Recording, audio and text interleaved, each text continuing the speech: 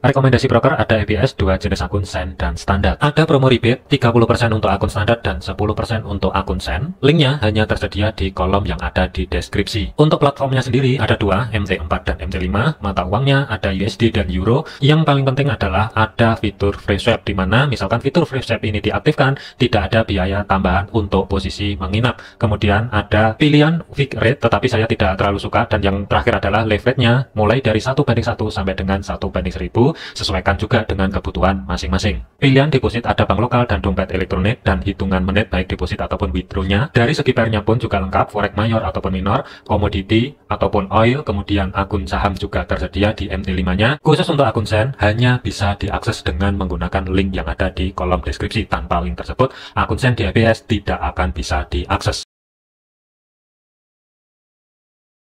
Assalamualaikum warahmatullahi wabarakatuh. Selamat datang di channel Efek Jurnal. Target baik rekan-rekan semua, update outlook untuk 1 minggu ke depan ya, dimulai dari tanggal 9 sampai dengan nanti tanggal 13 Juni 2025.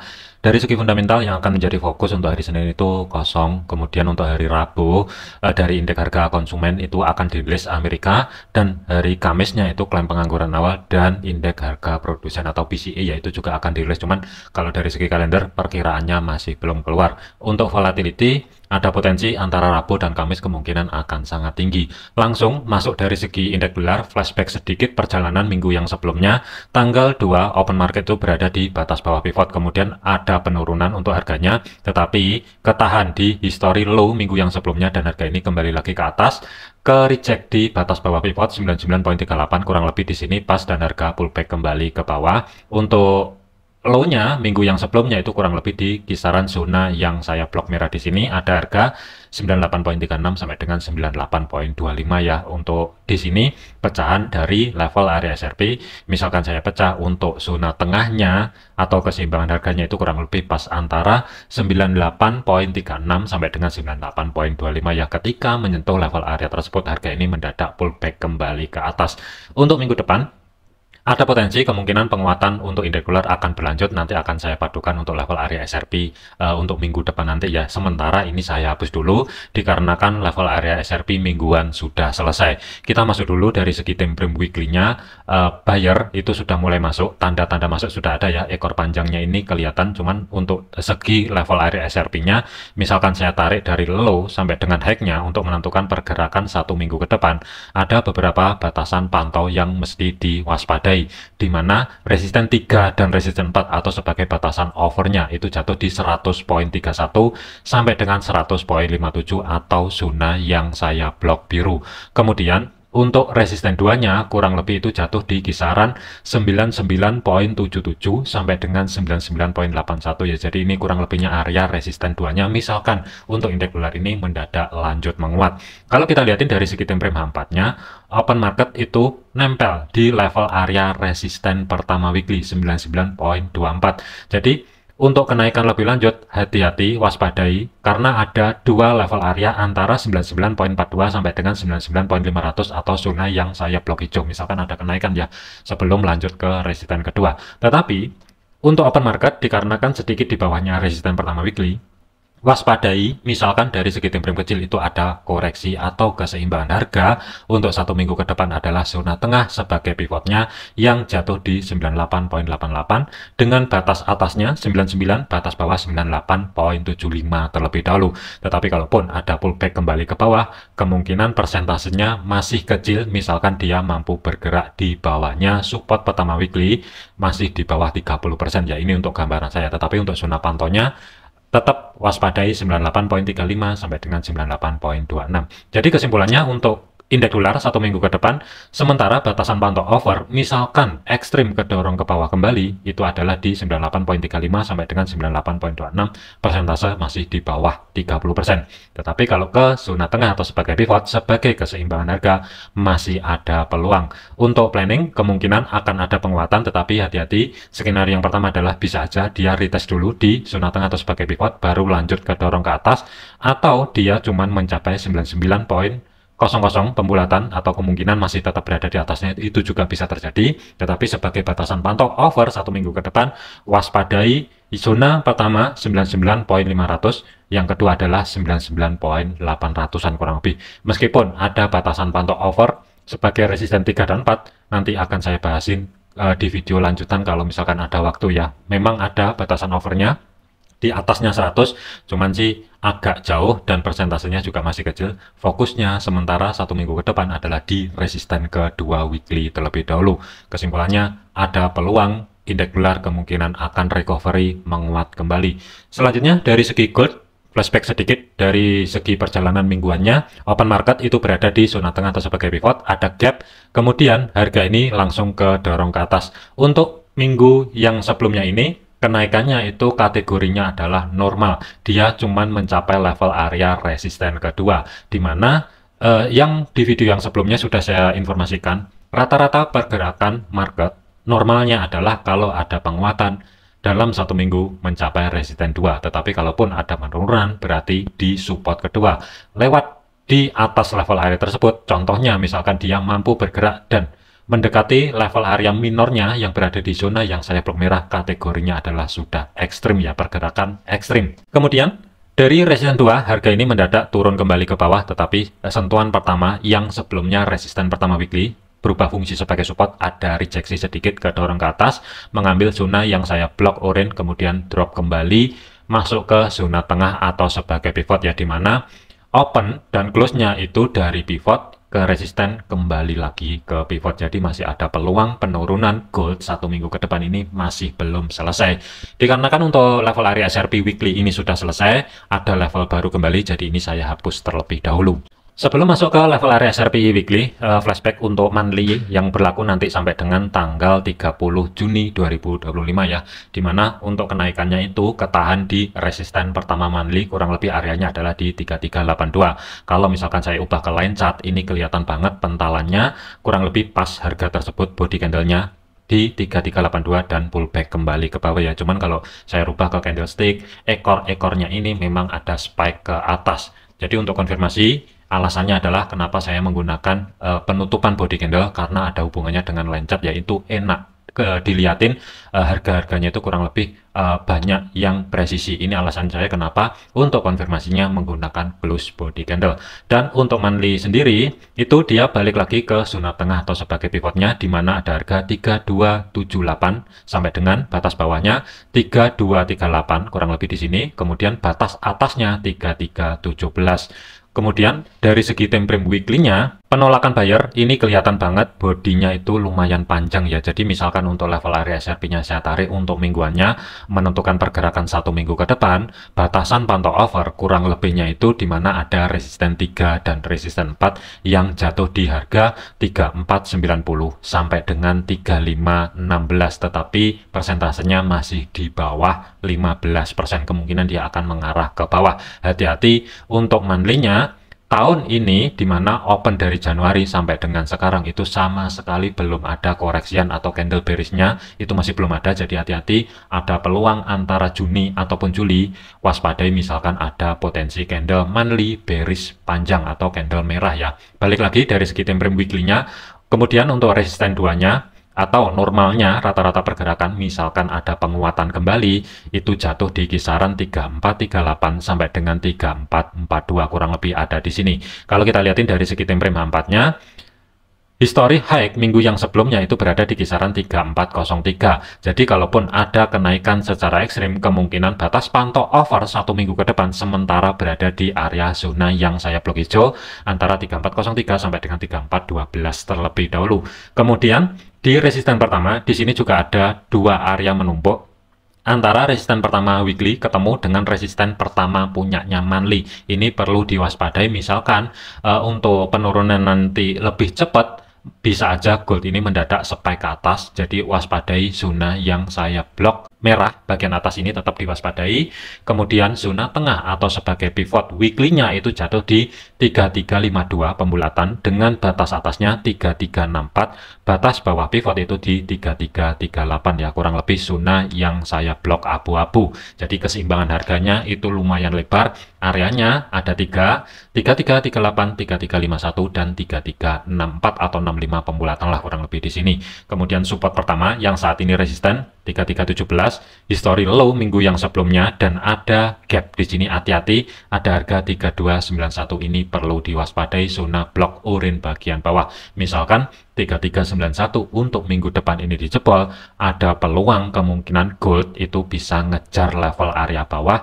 Support 2 weekly itu jatuh di kisaran zona yang saya blok biru 3265 sampai dengan 3261. Tetapi hati-hati, zona tengah atau sebagai pivot monthly jatuh di 3277 atau 3278 ya, kurang lebih ini.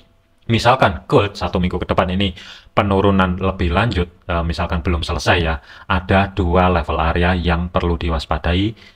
Terdekatnya 3278 atau 3277, di bawahnya ada harga 3265 sampai dengan 3261 maksimum sementara, meskipun ada batasan pantau over untuk 1 minggu ke depan di mana support 3 dan support 4 itu jatuh di 3213 dan 3187. Meskipun peluangnya masih di bawah 30% ya, tetap hati-hati. Tetapi ada level area menumpuk bagian bawah di sini atau zona tengahnya antara support 2 dan support 3 itu kurang lebih adalah zona yang saya blok merah di sini perlu diwaspadai. Ada harga 3235 sampai dengan 3239 pembulatan ya. Kalau kita lihatin dari segi time frame H1, di mana open market itu kan berada di bawahnya support, jadi bisa aja open market besok ini akan ada gap. Perlu diwaspadai, misalkan gap itu nanti keluarnya di bawah 3300, itu waspadai support 2. Tetapi dari segi time frame kecilnya, misalkan saya gambar ada peluang, yang pertama adalah dia turun dulu ke atas, koreksi, dan lanjut mengerjakan support. Itu referensi yang pertama. Referensi yang kedua, setelah dia break low di minggu yang sebelumnya dan membuat konfirmasi di bawahnya 3291, misalkan ada koreksi ke atas, kunci berada di zona tengah atau sebagai pivot sebelum harga ini turun kembali ke bawah ya. Jadi untuk kunci kenaikannya 1 minggu ke depan adalah di 3364 sampai dengan 3365. Selama harga masih belum mampu bergerak di atas level area tersebut, saya lebih prepare adalah fokus untuk cari ancang-ancang setup sell terlebih dahulu. Jadi untuk planningnya, misalkan saya gambar, bisa aja untuk open market minggu depan ini langsung persiapan cari ancang-ancang setup sell juga bisa terjadi. Tetapi saya lebih prepare adalah sementara antisipasi koreksinya terlebih dahulu di zona tengah atau sebagai pivot dengan level kuncinya berada di 3364 sampai dengan 3365. Selama minimal H4-nya tidak ada body candle yang tutup di atasnya 3365, tinggal tunggu konfirmasi pembalikan arah, harga bergerak di bawahnya pivot, jarak untuk stop loss, misalkan mau cari ancang-ancang masuk ke market, setup sell adalah 250 pip. Tetapi dari segi targetnya, saya lebih prepare adalah zona tengah atau sebagai pivot monthly, 3277 ini akan menjadi target pertamanya, kurang lebih ada 700-an pip. TP kedua maksimum pentokin sekalian ke 3238, ruang gerak sekitar 1100 pip. Ini misalkan ada kesempatan harga ini setelah break di history low minggu yang sebelumnya, koreksi sedikit lebih tinggi sebelum drop kembali, itu kemungkinan pantau di zona tengah atau sebagai pivot.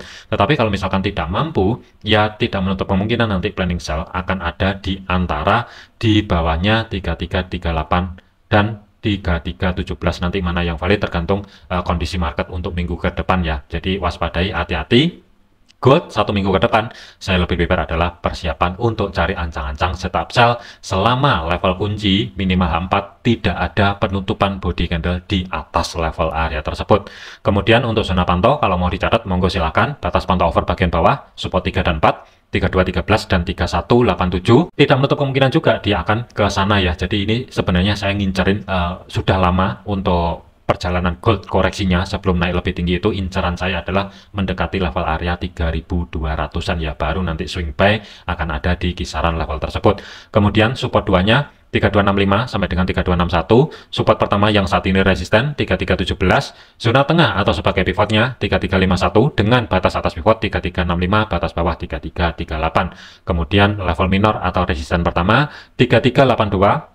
Maksimum kalaupun ada kenaikan, terus terang saya masih ragu, memang ada harga blok hijau sebagai batasan pantau over bagian atas 3403 sampai dengan 3412. Hati-hati, waspadai potensi arah bawah terlebih dahulu. Kemudian untuk Bitcoin, pergerakan untuk Bitcoin minggu yang sebelumnya Penurunannya itu kurang lebih pas di support 2 weekly atau zona yang saya blok biru bagian bawah ya, ada 100.600 sampai dengan 100.000 poin 300-an lah kurang lebih. Ketika mencapai level area tersebut, ini mendadak pullback kembali ke atas. Jadi untuk level area SRP weekly dari segi Bitcoin ini saya anggap sudah selesai, masuk ke weekly untuk menentukan perjalanan 1 minggu ke depan ya. Tapi kalau dari segi trading view, penutupan weekly ini masih belum selesai. Jadi sementara bisa dipakai terlebih dahulu, tapi nanti kalau misalkan ada perubahan atau dia membuat high baru, secara otomatis level area SRP akan ada bergeser sedikit ya. Cuman karena harga ini masih tetap berada di 105 kurang lebihnya, dan history high-nya sementara berada di kisaran 107, sementara kita pakai yang ada di sini terlebih dahulu.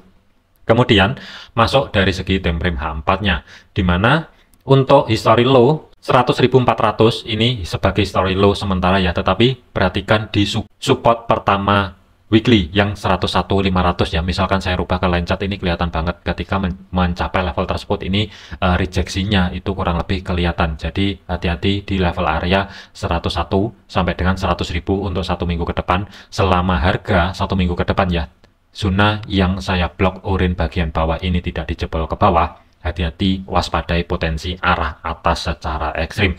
Tetapi kalau break kemungkinan tidak jauh-jauh. Batasan pantau over 1 minggu ke depan adalah di support ke 2 weekly blok biru bagian bawah 98.000 lah kurang lebih di sini. Tapi persentasenya masih di bawah 25%. Zona tengah atau sebagai pivotnya itu jatuh di 103.600-an dengan batas atasnya berada di 104.400, batas bawah 102.800. Kemudian di resisten pertama 105.800, target terdekat untuk Bitcoin masih ada peluang menuju zona yang saya blok hijau. 107 ribuan kemungkinan akan dikejar, 107.000 sampai dengan 107.500 ya, ini untuk 1 minggu ke depan nanti. Tetapi ada batasan pantau over di mana 112.000 sampai dengan 114.000 ini dari segi level area SRP weekly untuk 1 minggu ke depan muncul harga tersebut. Tidak menutup kemungkinan misalkan spike ke atas secara kuat akan diambil, tapi hati-hati, resisten 2 109 ribuan atau zona yang saya blok biru di sini sementara adalah menjadi batasan pantau over untuk 1 minggu ke depan terlebih dahulu ya, di mana resisten 2 kalau saya tarik ke kiri ada zona supply yang kemungkinan akan dicapai, tetapi ya butuh waktu lah. Jadi kalau kita lihatin dari segi perjalanan Bitcoin time frame H4, level kunci 102.800-an kurang lebih ada di sini. Selama untuk 1 minggu ke depan ini harga tidak bergerak di bawah level area tersebut, waspadai zona target terdekatnya berada di 107.000 kurang lebih ada di sini. Kemudian target yang kedua sementara berada di 109.000 terlebih dahulu. Tetapi kalau misalkan ada pentalan di resisten pertama dan zona tengah atau sebagai keseimbangan harga ini dijebol ke bawah, kemungkinan tidak jauh-jauh di support pertama, balik lagi ke situ sebelum harga ini upside kembali ya. Misalkan untuk level area SRP-nya mau dicatat ya monggo silakan, tapi untuk planning Bitcoin 1 minggu ke depan nanti kemungkinan saya akan cari ancang-ancang setup buy terlebih dahulu. Yang pertama adalah cari di area zona tengah atau sebagai pivot dengan target adalah di resisten 2. Ini planning yang pertama. Kemudian planning yang kedua, misalkan kehilangan zona tengah atau sebagai pivot, biarin kalau misalkan ada pergerakan harga di bawah support pertama weekly, baru nanti tunggu misalkan harga ya ini turun ke bawah, break di bawahnya support, biarin terlebih dahulu, baru nanti setelah ada rejeksi, misalkan tidak mampu mencapai support 2 weekly, baru nanti referensi alternatif buy yang kedua akan aktif. Kemudian dari segi targetnya, TP pertama itu berada di blok hijau, TP maksimum itu berada di blok biru bagian atas atau sebagai resisten ke 2 weekly ya. Jadikan video ini sebagai referensi, jangan dijadikan sebagai patokan. Segala keputusan risiko menjadi tanggung jawab masing-masing. Jangan overload, jangan overtrade, tetap disiplin. Terima kasih, sampai jumpa di video yang selanjutnya. Wassalamualaikum warahmatullahi wabarakatuh.